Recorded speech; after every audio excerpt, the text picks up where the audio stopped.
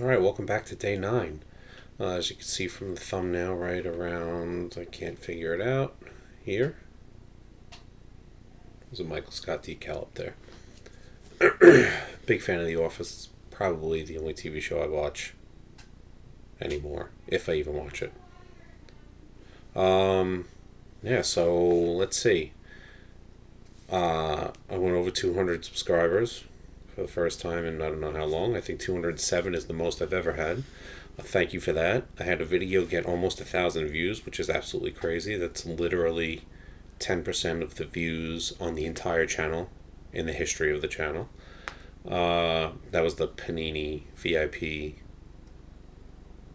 tops 5-star wax video thing. Um, so thank you for that.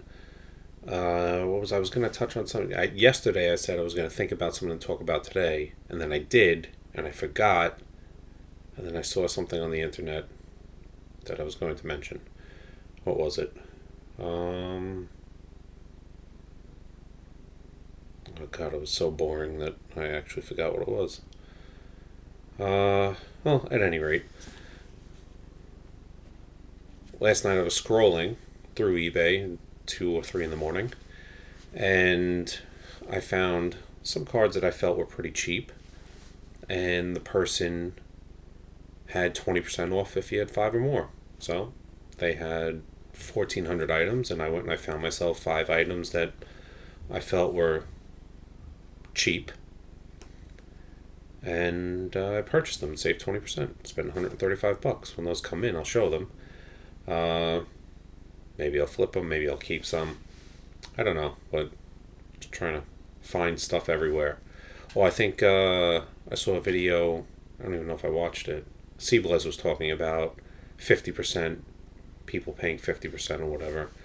I don't know. You could imagine the comments got pretty fiery, and uh, all I could say to that point is there is no science in this business to how you buy percentage wise. You want to buy one card and you want to flip that card, I guess you pay more. I don't know. When someone walks up to me and I have a table set up at a show, uh, as I said yesterday, shows were pretty terrible. Like, I would pay $350 for my table, which is cheap, I get it, for a weekend, plus all my expenses. You factor in maybe it costs $700 for a full weekend if you're not staying in a hotel, driving back and forth, whatever. It costs 1,000. It can cost less, give or take. Just look at the table price. Say it was $350. I had shows that on Sunday I hadn't even done $350 in sales. Like, hadn't even covered my table. Um, so the idea of like when people walk up, pay a percentage or whatever, and I know these days you have repackers that are paying, we pay 80, 85%, 90% of, all right. But, like just the general person sitting there selling at a show is not sitting there trying to pay 100% of what the last one sold for. They want to be fair, um, but they want to make money too, and nothing is guaranteed. The last comp is not a guaranteed thing. Comp robots, that's what I call them. Um, so really, like, just the broad spectrum of, oh, this sold for this. There's no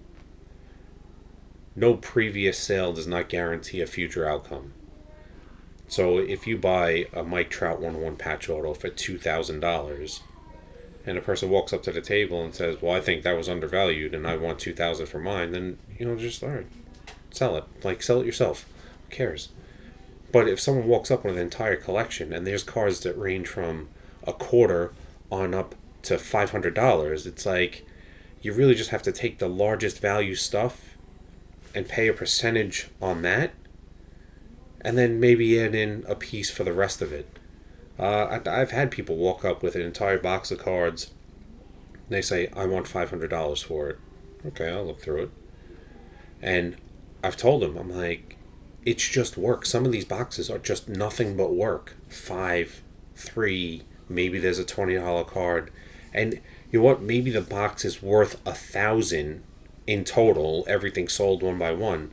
But I'm not going to pay I can't pay 500 for that. Maybe someone else can. And I've said, you know, with the amount of work that goes into this, I would be comfortable at 250. But I implore you to go try sell it to someone else. Please, I want that person to get as much money as they can.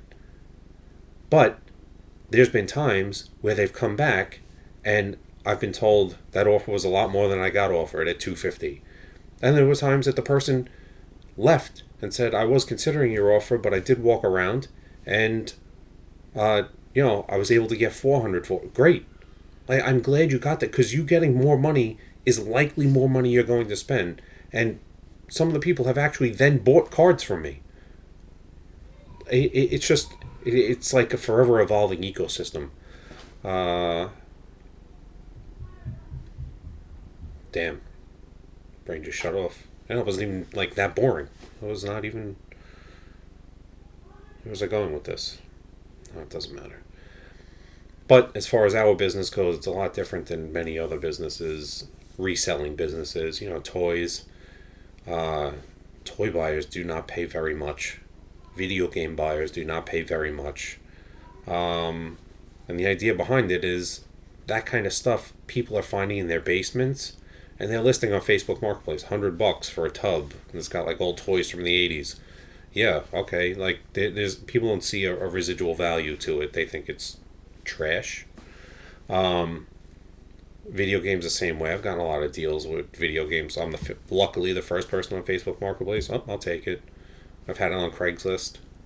One of my biggest finds in sports cards was off Craigslist. There was just a mound of cards in a room. The person said $500. So I called them.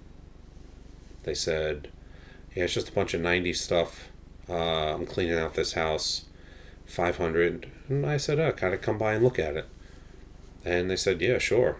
You're the first person that had shown any interest. So I went, and sure enough, it was a giant mound of cards.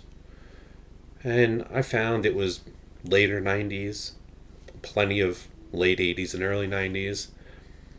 And I knew there was a shot that there would be good stuff in there. But it was, like, when I got it, it took up almost an entire 10 by 20 storage unit. And so I paid for it. She let me come back and forth as I passed on my way home from work. And I put it into the storage, and then I sorted it. And it turned out to be very good. As I suspected. But it's all in the chance. Some people are just, I need this cleaned out. It doesn't matter. It means nothing to me. I need this cleaned out. So that's I like to hunt for that kind of stuff. The defined, this card sold for A, I want B, so you could sell it for C. Alright, there's no guarantee on that. I want to buy as much as I possibly can. I don't know what the idea behind this video was, again, but I appreciate you watching. There's any cards I could show here. Got some National Treasures base cards. What year is this? 2012. Open cases of these. Such a nice product. Clean. What else can I show? Oh, I found like a pile of these Emmett Smith rookies.